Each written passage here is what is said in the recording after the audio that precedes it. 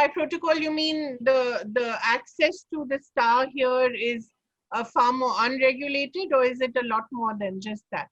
Maybe not your access to the star, maybe your access to power is a little bit larger here than it is your access to clout. You know, I think it was 8 years ago, I was doing a show in Siri Fort in Delhi, and it's the strangest story because I did a joke about President Kalam, and in the middle of my show, policemen started showing up, and there were 40 policemen between the control room and the wings, etc. Because some guy who had come and spoken to me in the interval had said, "You cannot talk about the president," and I said, "I'm happy to take your feedback on the joke, but you cannot tell me what I can and cannot say." So he called the cops. Cop sat down and said, "Acha joke batao, kya tha joke?" Wow, you're performing the cops. So I told the cop the joke. He's like, "Ye to bada acha joke hai." And then it was sorted.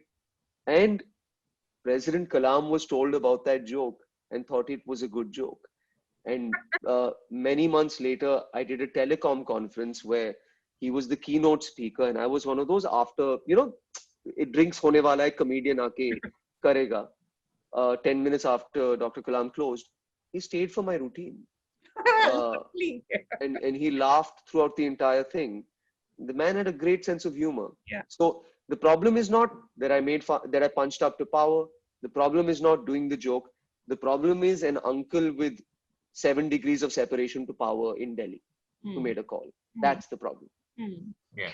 Has the idea of the comedian in India changed as well from this after dinner, afterthought, to someone who actually should and can be taken more seriously?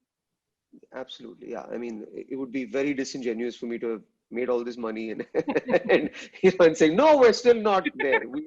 We definitely are. Areas for improvement are for female comedians. Areas of improvement are for access for new comics, etc. I'd love to see more of modern, relevant stand-up comedy on TV. Yeah. On Indian TV, have that wide an audience. But no, things are good. But Definitely why better. why don't we have that culture of, late night comics that you do have in the US? It's so sort of established there. We've not been able to do that here. I'm the wrong guy to ask about that. It has to be in Hindi. That's the large game, no? That's the big game in India. My audience is extremely niche in India for stand-up. So if somebody's going to do it, it has to be like Kapil did it, for a big Hindi audience. That's when it'll work. You don't feel tempted to go Hindi? No, I only play bad Hindi comedians like us. That's the only. So if I'm playing a Hindi comedian, I'll be a terrible Hindi comedian, which I actually am, because there are fantastic Hindi comedians in India. So yeah. Sudhir? I understand that the show sort of began with you asking people what they can't wait to do, the moment the lockdown gets over. What about you? What would you say there are 3 things that you'd like to do after the lockdown ends?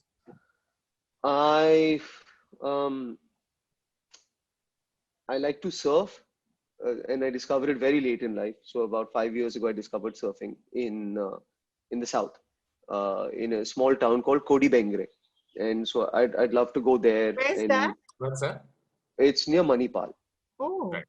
So it's a lovely, it's like a fishing town, and you have to stay in a holistic hospital because there's no, like real hotel. They might have come up now, and I go and surf for 5-6 hours a day. So I'd love to do that.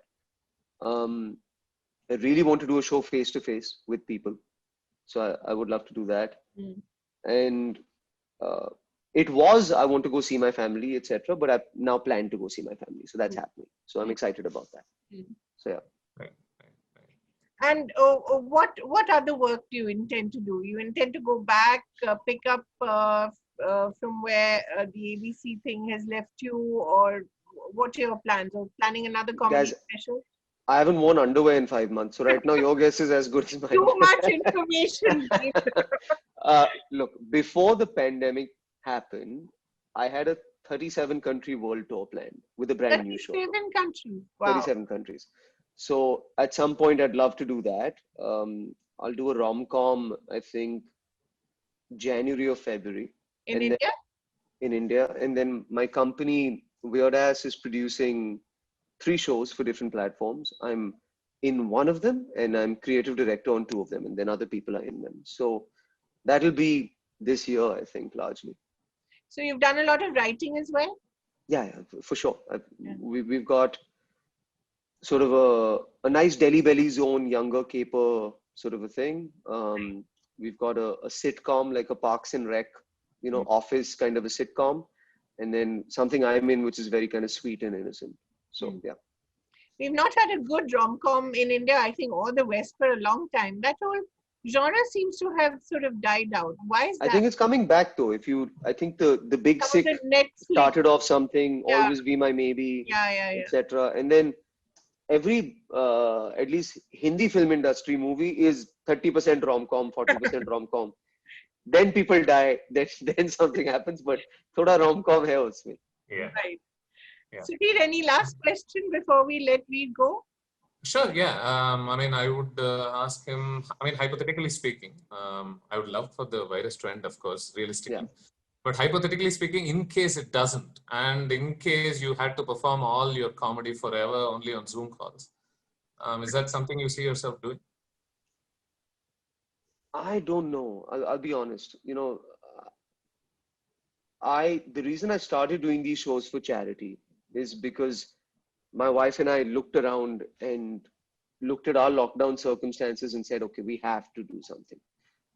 We're just, we've had too good a 5 years to not do something in this moment. And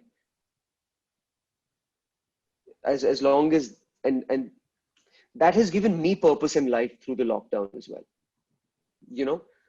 So I definitely think I would need that. I would need that goal.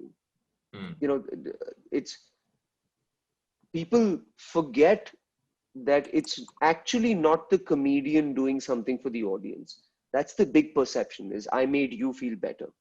The reality is you made me feel better. 1,000 people, comedians are very dark, very brooding people. 1,000 people or 5,000 people or 300 people sending you laughter online will get you through a lockdown. And looking forward to 7 p.m. I have to raise money for stray dogs or doctors or this and that will get you through a lockdown.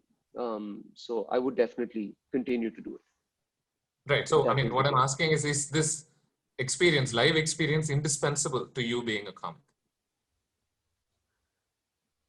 Meeting people in person. I honestly don't know how long I could do it.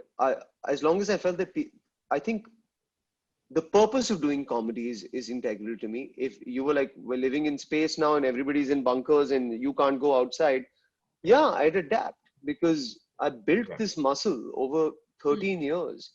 Before this pandemic happened, I felt like the best version of a comic I'd ever felt in over a decade. I was ready to go and kill the world, and then this happened. And so a lot of this was also, I'm not getting rusty, God damn it, I'm going to flex my muscle every single day. And now I feel like a better artist for having given up a little bit of control and learned. So why would I give that up? I've worked so hard to build it over this time, So no, we're drug addicts here. We really are. That laughter is a drug. So if you can't get it intravenously, you'll pop a pill. So much like if you can't get it live, you'll do it on Zoom. But I will say this: the minute you can figure out how to safely do this scientifically, I think you will see a live event boom that is going to shock everyone. Yeah, I really do. For music, theater, stand-up, all of it. I think people will. Given how primed people are, to see the world out there. Right. Yeah.